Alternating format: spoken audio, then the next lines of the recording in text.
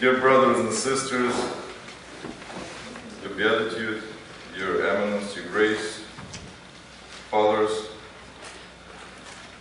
my report probably be not as short as other ones because it's not going to be long, but please be a little bit patient. I just feel obligated to report a little bit at length because this is a new position in our archdiocese. And yesterday, at one of the conversations I had with our guests, actually a question was asked, why do archbishops need a secretary?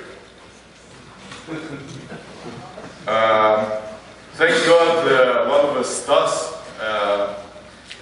people were nearby and they were able to answer this question. Some of the answers you heard from presentation of His Eminence and report of Chancellor. By statistics of this country, our archdiocese is only Orthodox diocese that grows.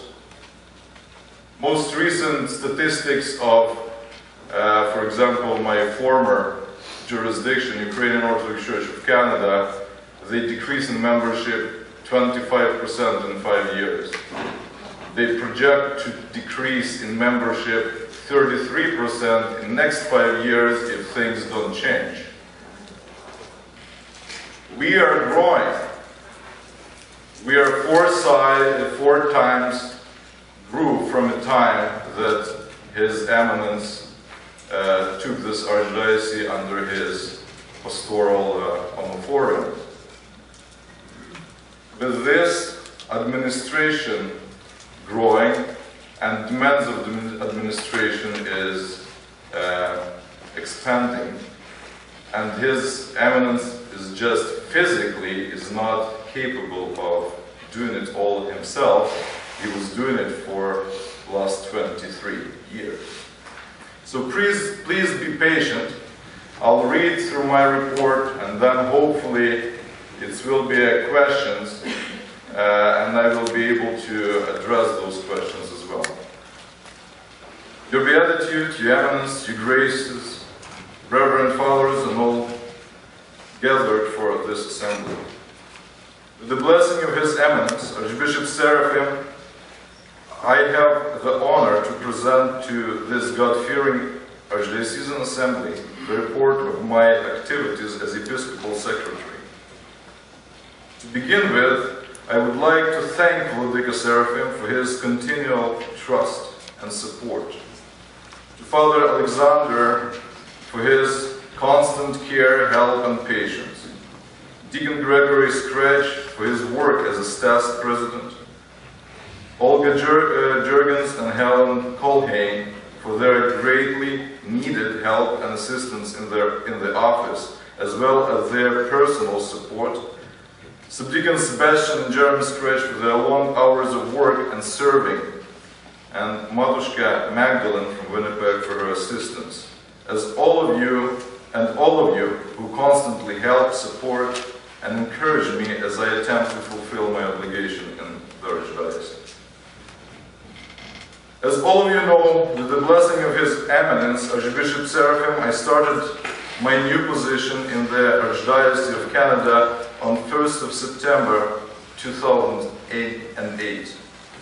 With the blessing and under supervision of Vladika Seraphim, my first task was to reorganize the Archdiocesan office. Slowly, with the help of Olga Jurgens and Helen Colhane, I started to familiarize myself with the general office procedures. As for the office, at this point I can report that I have been coming to the office on average of once a week, and I stay there for 1 or 2 days. Also, I fulfill my various obediences and responsibilities in Ottawa and across Canada. Organization in the Archdiocesan office is slowly progressing. Considerable office work is presently done on computer at home office. The filing system and the general office procedures are changing in accordance with the accepted ecclesiastical office practice and the blessing of the ruling hierarchy.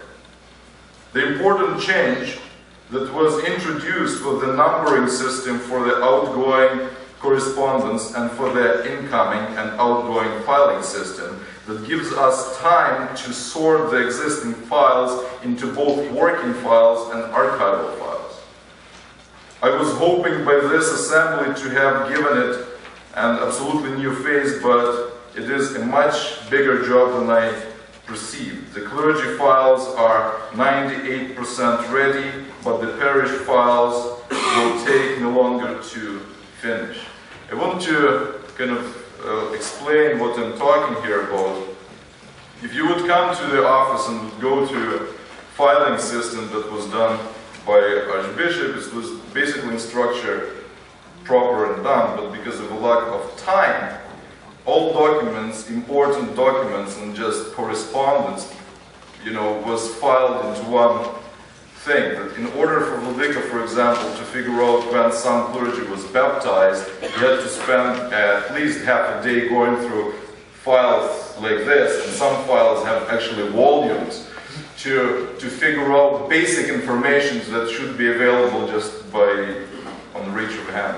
This is what I'm doing right now, and our clergy files, I brought my own file here to show you, is basically in the bindings like that. You open, all necessary documents is here, all correspondence is there, all other kind of not documentary but more archival of nature documents are filed separately into archival files, and all of them is secure under lock, and Vladika can, basically in 5 minutes, find anything he wants.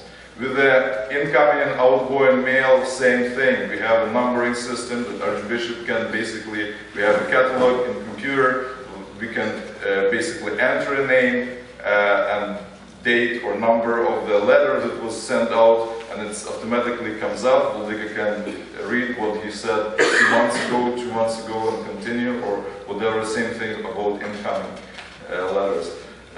Similar files will be developed for parishes, so this makes our office work more faster and more basically productive. All office documents is properly filed and organized to date, and Vladika's correspondence is properly and timely fashion filed and organized. Binders of incoming and outgoing mail are sorted, and the documents are accordingly sorted either into working files or into archival files. At the present time, we are actively working on the new plans of moving the Archdiocesan office from Fairhaven to Cathedral office. This requires very serious preparation. As soon as new space is available, we will move all the files to the new location and organize it appropriately.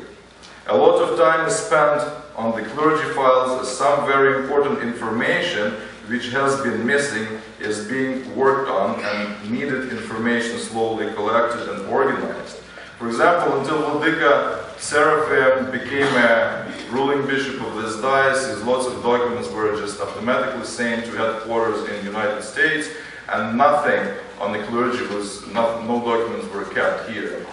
Same thing, no baptismal certificates, no nothing. I mean, so younger clergy we have records on.